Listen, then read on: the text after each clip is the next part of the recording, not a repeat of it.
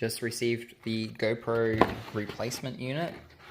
So my Hero 5 from 2016 died. Contacted support GoPro, and they were able to hook me up with a replacement Hero 13 under warranty. What? So that's 9 years later. So all their packaging seems to be a lot of cardboard stuff going up. Lift it up. There you go.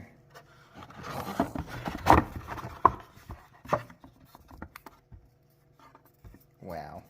Wow, wow, wow. So that replaces my Hero 5.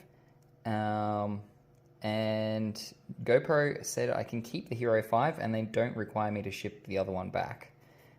I can keep it as a souvenir. And I can say that the original GoPro lasted for almost 9 years.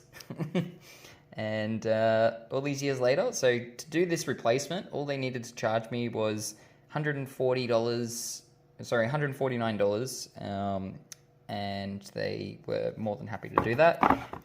GoPro also hooked me up with an accessory, which is the selfie stick that floats in the water. So if you want to go in the swimming, ocean, whatever, and you want to capture that moment, yep, you got this. There's a wrist strap on there as well.